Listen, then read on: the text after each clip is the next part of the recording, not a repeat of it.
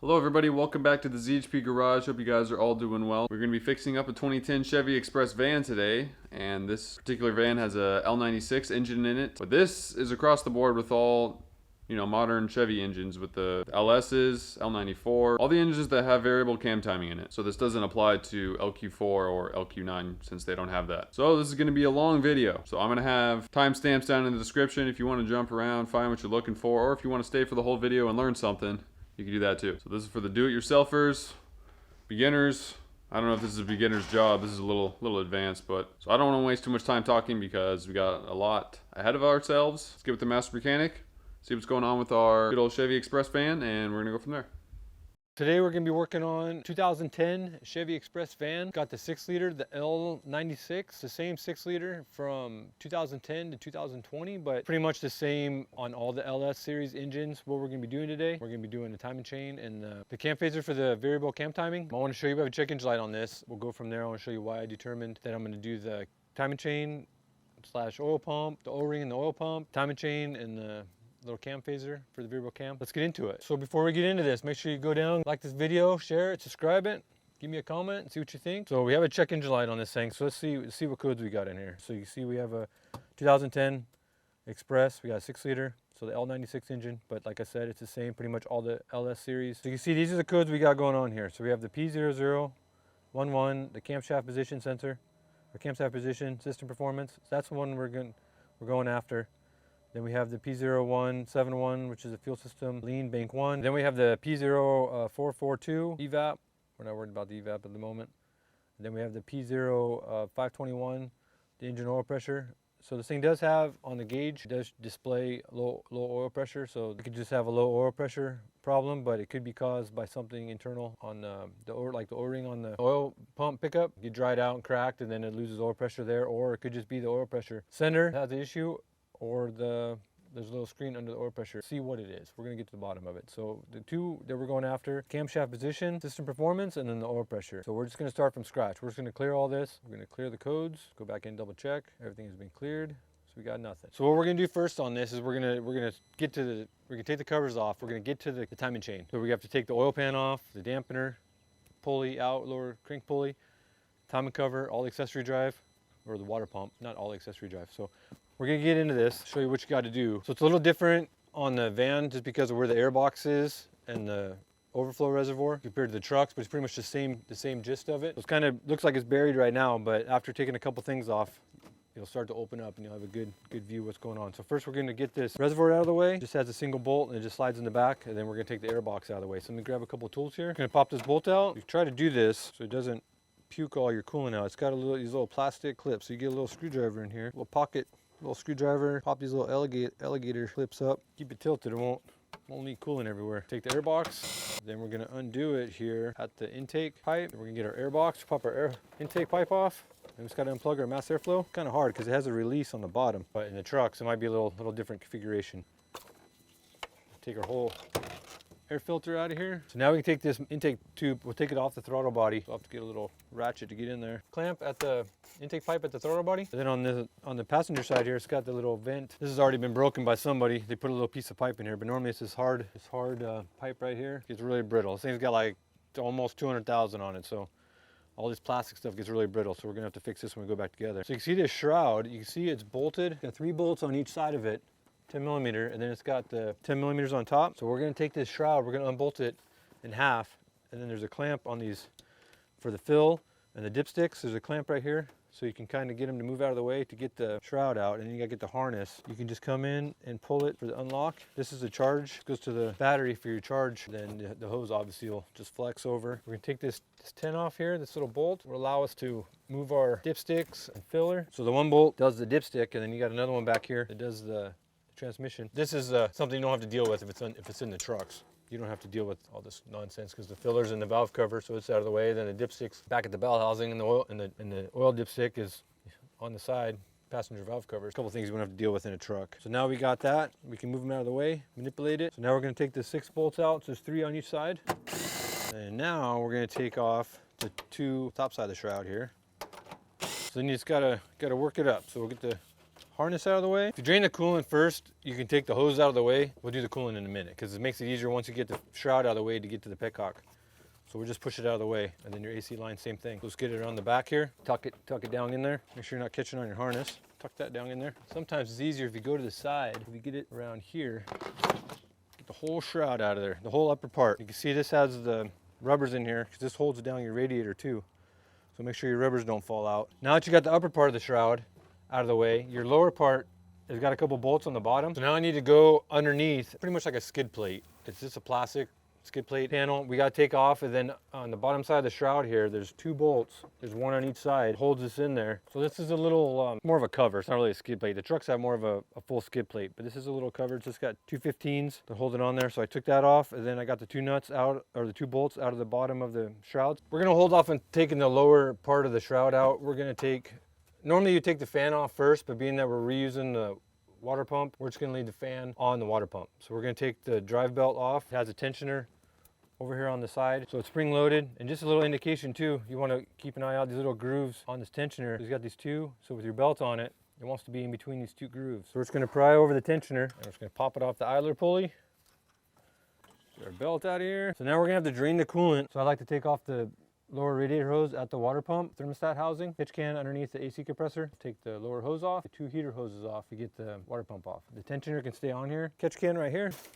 And somebody already changed the clamps on this. Normally it's a spring-loaded clamp like the heater hose is here. So this just has a normal clamp. And it's easier just to use the 8mm socket instead of a screwdriver. If you've just been driving this, or if you started out with it still warm, you want to crack the cap to make sure there's no crazy pressure and that hose just blows off on you. It's easier if you twist it, get it broke loose, and then you just slide it back. So now I'm going to take off the 2 spring clamps. If you get them to the right spot, it'll hold it in place, but it never seems to really work out that way. Squeeze it, and we'll just slide it back, and you use the same pliers. You can grab this, twist them, break it loose, and then you can just slide them off of there. So we got both of the heater lines off. Now we're gonna get our upper hose out of the way. So this is normally a spring clamp also, but somebody's changed it. So same thing, 8mm. In theory, there shouldn't be anything in here, but there's always coolant in it. So now we got everything off water pump. So we got three 10mm on each side. So now we're gonna take those off. We're gonna go in between, we're gonna come back here and go in between the fan and get a couple extensions on here. It's the same on the passenger side, just 3 on each side. We'll get on the last one here, and you gotta hold everything. So just grab a hold of the fan here. Take the last one out. Move your bucket over more to the middle. We're gonna take off everything all together here. The whole assembly out. Normally if you're gonna take the fan off, it just has the 1 nut. And then if it's on a little note, if it's smooth, it's left-handed threads. If it's grooved, it's right-handed threads. So we're gonna reuse this. Looks pretty good. No leaks or nothing. So we're just gonna set it over here. So now we can get our lower shroud out of the way. And these are those 2 bolts I took out earlier that held it in. Now we got some room. We got new gaskets also, so we're trashing those. So the newer ones, the older ones, it has a tensioner here, but the newer ones has a stretchy belt. Show you how to take it off so you can reuse it and work it back on without a tool. So we're gonna take that off now. So we're gonna take off the belt, and then we're gonna take off the lower pulley. So we're gonna need a socket that goes onto the crank bolt. So it's a 24mm. I like to use it deep just because of the spacing. It's easier if you go clockwise, so like you're tightening it, and then you got to crank against the compression of the engine, so it's kind of a double battle. But when you go to turn it, you grab the belt on the bottom, you're going to pull it forward, but you kind of got to be careful you don't pinch your fingers. Give it a pull forward here and turn it over at the same time. You just walk that belt right off of the compressor. See how it's coming off the pulley? Keep pulling it forward, turn the engine over. It's like so. Just walk it off the front. So if you wanted to, see, it doesn't damage the belt or anything. Just wet from all the coolant on it. So I moved the coolant bucket out of the way, so no more stuff can fall in there. So now I'm going to take the bolts out of the timing cover. Then I got to hold the crankshaft. So I'm going to hold it through the access hole on the training bell housing. I'll put a pry bar in there. So after I take the bolts out of the timing cover, there's a harness right here. You don't have to worry about doing these separately. There's a little sub harness that comes with the cover. So there's just the one engine harness on the bottom right here. There's a lock. I'm gonna get that from the bottom. So I'm gonna take out the timing cover bolts. The only one that's a little tricky is the one right here on the behind the bracket. You can get it out. You just got to use a little bit of a wobbly. So I use a wobbly on a 1/4 inch. You can sneak it in here. So I wound up breaking it loose with the wrench first, and then I was able to use the wobbly and get it out to the point where I can just unscrew it by hand. So now I got all the timing cover bolts out. I'm gonna go below, get the harness right here. There's a lock on it. It's probably a 2-person job to do this because whoever's holding the pry bar in the bell housing to hold the flex plate, hold the crankshaft from spinning, you need another person to break the bolt loose. You could probably use a chain wrench and come around here. Unless you have an impact. If you had an impact, you can get it out that way. Pretty good impact because it's still tight. Some decent air pressure, but we're gonna do it by hand. So yeah, you're gonna have to hold please. We do it off camera. A few moments later. Got the bolt broke loose, so now we can get it out with my little gun here. So we can take the bolt the rest of the way out.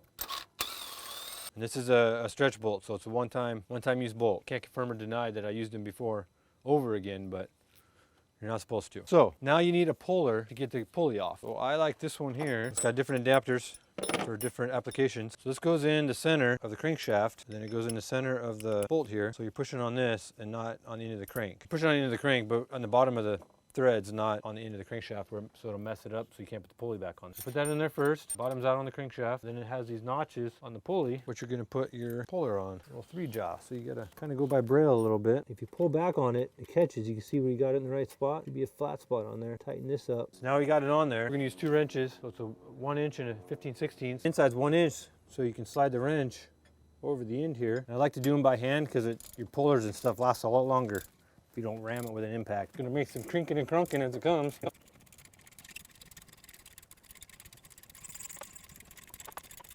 Just barely fall off. There you can stop and grab everything. Just pop it off. Little flat spots that these little hooks were grabbing on.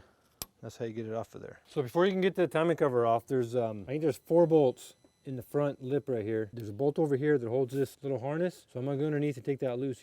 I'll show you from the bottom here. So this is the harness right here I was telling you about. It's got a lock here. So I just use a little screwdriver, a little pocket screwdriver, pull the lock down, and then you're able to squeeze the releasing tab, pull it down. So there's the harness, and that gives us more room. There's a nut or a bolt right here that holds this harness, and it locks in on this side. So now I'm gonna take this bolt out on this side, get that harness over. Just gonna use a wrench. So here's the bolt that holds the little tab over here to the pan. Once you get the bolt out, it slides to the side. So now we got that harness out of the way. Just pull it down. There's 2 bolts that go into the cover, but then there's 2 that go into the pan on both sides. So it just helps if you just take, so there's just 2 on both sides. So 4 of them that we're gonna pop out. So I'm just gonna use a little 10mm. And this one here actually goes into the pan, but it's so close to the cover, it's easier if you take it out. Now all the bolts are out of the cover. So now I'm gonna come back up top here. I'm gonna take this idler pulley off. Get a little more vision. So now we can get our timing cover off, but you gotta be careful. You wanna go pretty much straight because this little solenoid here goes into the center of the little actuator for the variable cam. Try to get it straight, but it already came loose. So we're just gonna, geez, it's falling off of there. Normally they don't come off that easy. This is spring loaded here on the end. This is your little variable cam timing actuator, and it's got these little guides. It's hard to tell. The chain looks pretty good. I don't think that the chain is loose. It might be more of the O-ring on the oil pump. So you can't get the oil pump off because it's bolted on right here because of the pickup, and you can't get the pickup off without doing the pan. So next we're gonna do the pan here. So we're gonna change our gasket. So we'll just pop our gasket off. Timing cover, gasket off. It gets trashed. So now we're gonna go underneath, and you can see this is a lot easier because it's a 2-wheel drive van. But there's you see that cross member there? I'll give you a better look when I go underneath. It's right over there, the cross member. So that guy bolts in. So there's 2 bolts on each side, and that drops out of the way. And then we're gonna drain our engine oil. And then there's 2 plastic covers on the side. So there's one that goes around the starter, and then there's one on the side over here before you can drop the pan down. So I'll show you when I get it out. You'll see some of it when I go underneath. So if you can see here, this is a cross member right here that I was talking about, and this harness runs along the back side. So there's a couple more of these clips you have to undo to get it out. So this is just sitting in here. So sometimes you got to give it a pry down, but don't forget about that harness. If you have the same model, if you're doing it in a van, you got this harness. So you got to take the two of these locks loose on the back side. There's that cross member there. So now we got it. Just set it off to the side. Now we can come straight down with the oil pan. I already took the oil filter off, and then this engine has an oil cooler. So I took the oil cooler lines loose from the oil pan. And then so now I'm going to take the oil pan bolts off of both sides. They're all 10mm. And then this side has this little plastic piece that seals up the oil pan to the bell housing. This bolts to the oil pan, so you got to take this off at the driver's side, but they're all 10mm. So just go around, take all the bolts out of the oil pan, and you kind of want to be careful when you do this. You want to leave one in the center to hold the pan so it doesn't all of a sudden fall on you. Oh, and also there's 2 bolts that go into from the bell housing to go through into the oil pan. So there's one on the driver's side and one on the passenger side. So we gotta get those out too. So there's 2 15s that go into the oil pan. All right, so I'm taking the last bolt out now. It's kind of a tricky because you gotta hold the pan or else it's gonna splash down. And I got oil, the oil that I caught and everything down here. So we don't want a big old mess. Take the last bolt out, and I saved the one that was in the center. You gotta pull our harness forward here. So here's the pan here. Let me slide it out and show you what I got going on. So here's all the bolts that we took out. So what do we got? So these are the 4 we took out when we did the timing cover. Normally there's a block off plate here if you don't have an oil cooler. This one has an oil cooler. So these 2 bolts here for the oil cooler. Then these are your 15. So there's a 15 here and a 15 on this side. Then the tranny cooler has a bracket that bolts to the side. So now I got the pan out of the way. I'm going to take the bolt. There's a 10 millimeter in the oil pump where the pickup bolts to the oil pump. And then you have 2 13s that hold it to the wheelage tray. Pull our pickup tube down here. It's going to leak oil out of the oil pump. So if you have a pan, try to get it to the front. So we've got the pickup out here, and this O-ring on this here definitely looks like, well, it looks like somebody's been in this, had the pan off this already, because normally the pan gasket's riveted on and the pan gasket stayed to the block. So somebody's already been in the bottom end of this. It almost looks like they got like silicone. Never put silicone on this O-ring. I think this might be our problem here on our oil pressure. But after, when I got this out, I was looking at this, then I noticed this here, that this thing is full of sludge and garbage in here. You can see God, just garbage in this pickup tube. So I think it's definitely getting starved. I'm going to assume red O-ring is the original style, and I'm going to put a red one back on here. I have a new one. So we're going to replace this O-ring. Before we do that, we're going to finish taking this thing apart. So we're going to take the oil pump off of it now. This O-ring is getting trashed. So now that we have the pickup off of it, we're going to take these 4 bolts out and take the oil pump off. And this just slides off of there. Looks pretty good, but we're going to wind up taking it apart here and see how the oil pump looks. We got the bolts out of the oil pump here. Looks pretty good. The oil pump looks nice. It's not any crazy scoring, so we're gonna reuse the pump. All right, so you see we can't take this is like a little dampener here for the timing chain. A little guide and a little dampener, puts a little tension on it. We can't take that off without taking the chain off because this little bracket goes behind the chain. It's got 2 bolts right here that holds this in place. So what we need to do now is we're gonna put our crank bolt or our lower pulley bolt back in here.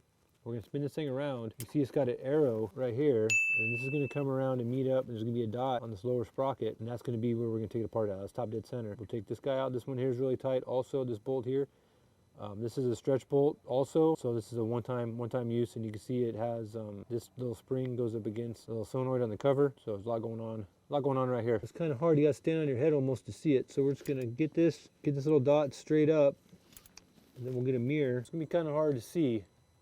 You gotta look in the mirror, you see a little arrow. I don't know if you can see it or not. You go a little bit more. This needs to be a little more straight up. So now that we have it on top dead center, we're gonna take out the center. This is a single bolt camshaft, so we're gonna take out the center bolt here. So we're gonna use a breaker bar here. Pop this bolt loose because that's a stretch bolt, so it's really tight also. So we're going opposite direction. So we're gonna hold the crankshaft, so it's pretty much gonna tighten the crank bolt. So we're gonna have to double check our top dead center after we get this all broke loose. Now we can hopefully pop it loose. Man, no joke tight. Oh, there it goes. So now we got it broke loose. We need to double check our top dead center. We got it back on top dead center. So now we got it broke loose. We can get it out of here. So now we're just gonna pull our cam sprocket straight off and our tensioner. So we gotta get the chain off of the gear. This is what does the variable cam timing. It's like a little spool valve in here. The oil pressure changes it. I think we're gonna replace this. We have another one. We'll check this out in a minute though. We'll set this aside for right now. So now we're gonna take off our guides. So just these 2 bolts here. Takes off the whole assembly. And you see this thing is just spring loaded. See it has a little spring steel behind the guides. See it's got some, not crazy wear. I mean, tension side's got a little bit. So I got another one here off a different engine. So this one had 60,000 miles on it. See a little bit of wear on there. So it's about the same. But this one almost looks like it got a little heat to it. Where's about the same? I think I'm gonna change it from this one. We're gonna swap that out. So we already talked about the little chain dampener. We're gonna replace it. So this one's off, just to show you. So this is off another engine. This is off a 11 Cadillac. So this is a L94 engine. It's a 6.2 all aluminum. You see it's the same exact spool valve and dampeners. So we're gonna replace this. We're using the one out of the other engine. This one has 60,000 miles on it. See it's a little abused. It's got the oil, looks like the oil got really hot and kind of burnt onto it.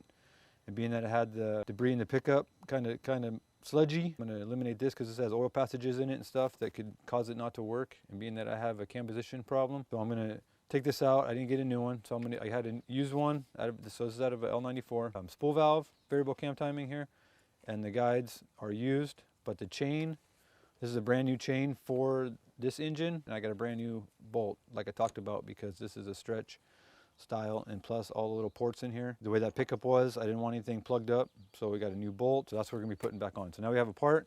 And you can see how you gotta be careful going together because it just has one little dowel pin. Just gotta line up the one dowel. So you gotta be careful when you go back on. That's why you gotta make sure that you get it lined up on top dead center before you pull it apart. Because if you try to rotate the cam, the valves are still adjusted. So those rockers and everything on it. So if you don't have the cam in the right spot before you take it apart, then it's gonna roll, and then you're gonna have a hard time getting it all lined up. So you wanna make sure you line up your arrow is going to be to the dot on the crankshaft here. Got to be a little careful because one side of this, so this one takes out there's a little bit of slack in here, so this side's going to take out the slack, so this side's going to be snug, so when you put the chain on, so it's a good idea afterwards, we'll spin it around 2 revolutions, make sure, double check our marks to make sure that everything's lined up. First we got to put this on because it goes behind the chain, so we'll put the little tensioner on first, little dampener, then we'll put it back together. So let's get this junk out of the way here. So we're just gonna snug it down with the little impact, and then we're gonna torque it to 18 foot-pounds. And you just wanna do constant pressure until it clicks. So being that this one's used, I just wanna make sure there's no debris in the way. Mounting it, this is where it sits on the end of the cam. And then I wanna put a little bit of lube. I got some lube here. We're gonna put here with the camshaft rides, or the sprocket rides on the retaining plate. We're gonna put a little on there before we put it together. Give it a little rub down. And then we're also gonna put some on our threads. And underneath the head here, we're gonna put a little bit of, so then we're gonna take our sprocket here, we're gonna hold it, so put the bolt in there. So our arrow goes to the bottom. So take our new chain. So we gotta line up our arrow to the bottom. This side here should be the side there's no slack over here. And this side has the slack because we have the spring-loaded dampener. Make sure to line up your dowel pin, so you gotta be careful and make sure you feel it go flat and you don't just tighten it up with a bolt and it's all cocked and messed up. So this is the part's a little, gotta be careful. So I like to not really worry about the bolt. I'll probably leave the bolt out here first. So then we're gonna pull it up the sprocket, and you're gonna need a mirror to see where you're at here. Oh, I'm already off center. So we're gonna do this one here. You might have to do this a couple times because it's hard to see and everything.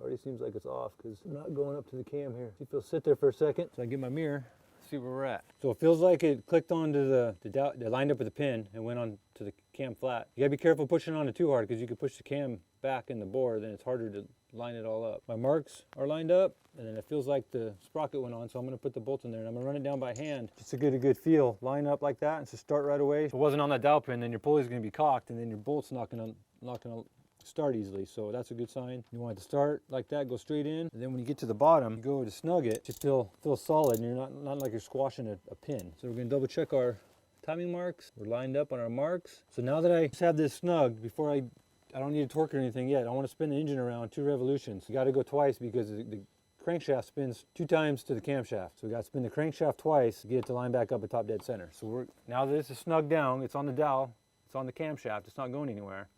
This is a stretch bolt, so we don't want to tighten it up and then have to take it back off. All right, so I just got done spinning the crankshaft around 2 revolutions. So now we're back on top dead center. So our marks line right up. So our chain's dead on. Timing's good. So now we're gonna torque our cam bolt. And so the first pass, we're gonna do 48 foot-pounds, and then you do a 90 degrees. So we're gonna do 48, and then I wanna mark it as a reference in case anything moves, we know where 90 degrees is. And so first we're just gonna do the 48. Should be able to do that without the engine rotating around. And this is the same deal. You wanna keep, every time you're torquing anything, you want to keep constant, steady pressure until it clicks. I'm going to put the breaker bar on here in case it spins, because I don't want to mess up the initial torque here. So I'm going to wipe the oil off, and then I want to mark, nothing moves, so we're still top dead center. So I'm going to go straight up. So I'm going to put a mark straight up, and then I'm going to mark here as a reference of where, so if the engine happens to turn, then you know where you're at. So now, I need to go 90 degrees. So I want that mark there. So I want that one on the sprocket to stay there, and the one on the bolt needs to be over here.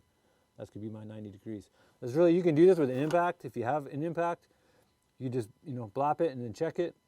It doesn't need to be done with a constant pressure or anything. You can just all it needs to be is 90 degrees. So if you had that option of using an impact, you can just blap it over, but we're doing it by hand. If you're doing it by hand though, it is easier once you get it going. This bolt in the crankshaft's not in there very tight, so it might come loose on me too, but we'll see. You want to watch your hands and knuckles, because if something comes off, you don't want to be punching. So I rotated it back around, got it back lined up on top dead center, so our marks are on top. You can see I got it at a 90, so we got it all tightened down. So next we're going to put the oil pump back on it. So I cleaned the oil pump, I lubed it. Now I'm making a mess with it. Put some assembly lube in there, so we got it all clean, torqued back together. These are all 89 inch-pounds, so it's cleaned and primed. You want to make sure, you want to get some heavy like assembly oil, assembly lube or grease or something. You can even use grease. Something in the pumps to prime it, or else this thing's not going to get suction. It's not going to get oil pressure. So make sure that if you ever take the pump apart, you got to use something heavy. I use the assembly lube. I like this Lucas stuff. Works pretty good. Assembly lube is pretty thick. So now I'm gonna put the pump on. So we already torqued. We got the sprocket torqued, dampener torqued, tensioner. So we got this cleaned up. I already cleaned all this. Cleaned this off with a razor blade, so it's all clean and wiped. We just gotta line it up with the lower sprocket here. Drives it. There's no timing or nothing in it. You don't need to get it in a certain spot. Just slide it on. You see it's notched. You can go anywhere. The only thing you got to do is this floats in here, so you got to line it up. Oh, there it is. All right, push it up there tight. Using the same bolts that I used before, just cleaned them up. It's the same deal. We're gonna run these down and torque these at 18 foot-pounds. You got a little bit of slop in your pump, so try to center it up as much as possible so the pickup's not as straight as possible. So now we can put the front cover on it, but before we put the cover on it, I want to put some assembly lube in this new chain. So I'll just take my assembly lube here and I'll just run it down from the top.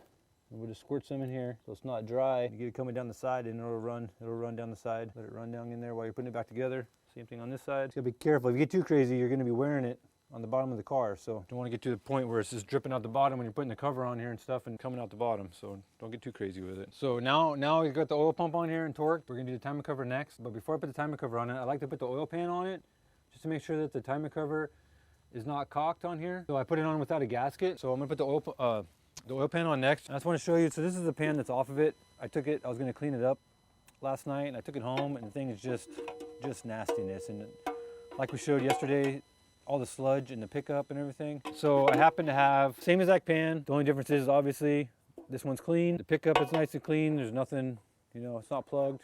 Everything's nice. And then another benefit for this pan from the one that was on here, this pan has this updated, call it like an umbrella. So this is a valve, so if it has an issue with the oil pressure, it gets too much, it blows it off. Well, this one's just gonna blow it up. So it's gonna take it longer to get back to the pan so it could starve it. So it has this umbrella they put on here as an update. And it directs the oil back into the pan so it can keep pumping it. It doesn't have a risk of starving the pickup for the oil pump. I'm not going to use this pan, so I'm going to throw the pickup on it. Then I'm going to put the pan up there just with a couple bolts like here, just so it's snug to the block to get the timing cover straight before I torque all the bolts. So I got the new O-ring for the pickup. I'm going to put the pickup on it. You want to lube this, man. More lube the better. You can't have this thing wet enough. No silicone though. You want it slippery so it goes in. And then in case you ever have an issue with your bolts, you get a little Yahtzee going on.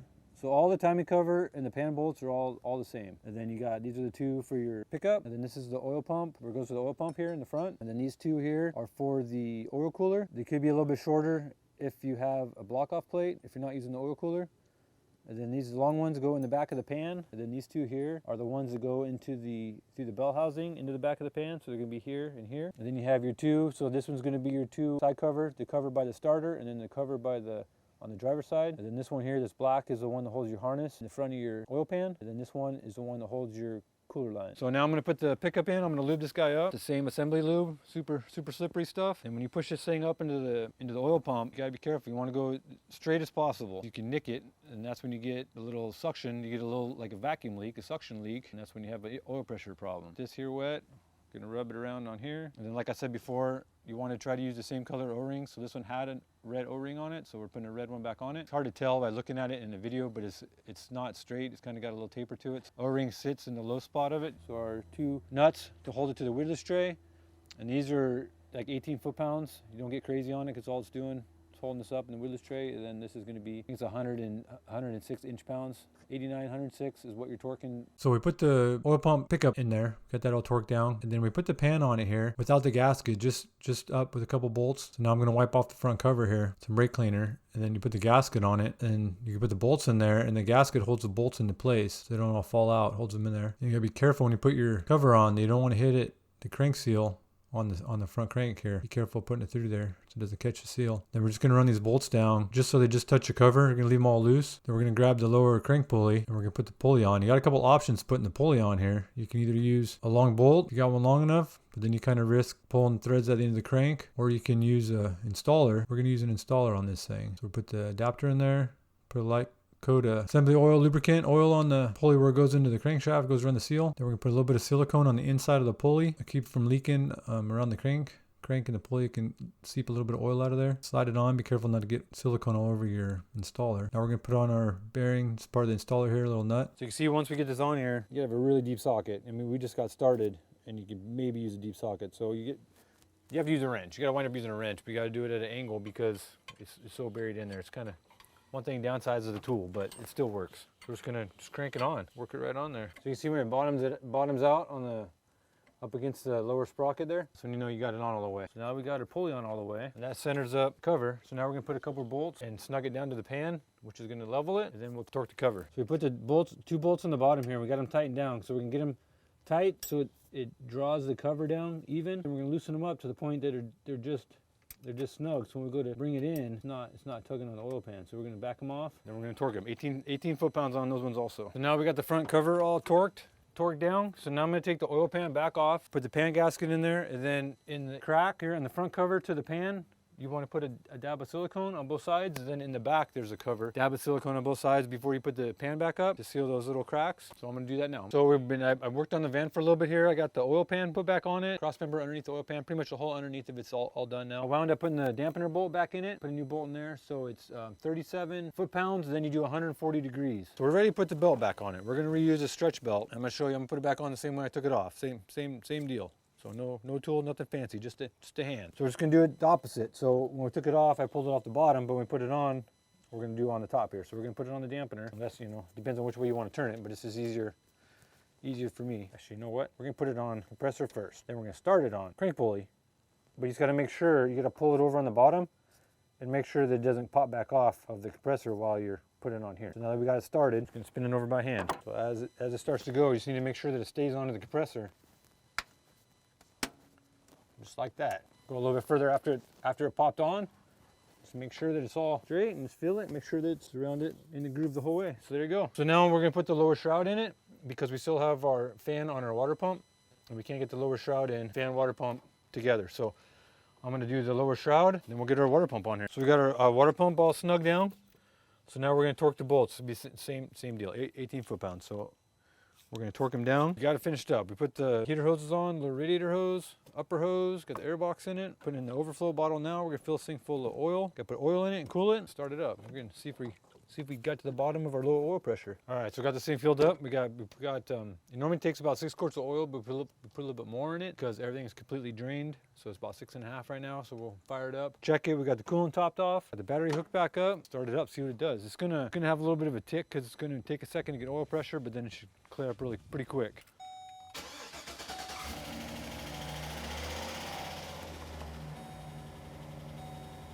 It's doing a lot better. It's already got oil pressure. We're over 40 pounds at idle now.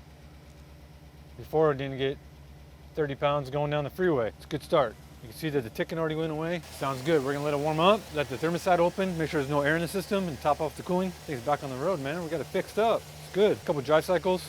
Get all the monitors to set. We'll get it to pass smog. So I hope you guys enjoy the video on how to remove and replace your timing chain in your good old Chevy. Whatever you got, your Silverado, your Suburban, your Express van, your whatever you got, man. So if you like the video, go down, hit the subscribe button, and also hit the like button, and share it with anybody that could benefit from it. And also check out the other videos that we have down in the description. We got all sorts of videos, man. We got old cars, we got newer cars, we got other how-tos, we got all sorts of stuff. Stay tuned till the next video. Hope it was helpful. We'll see you guys all next time.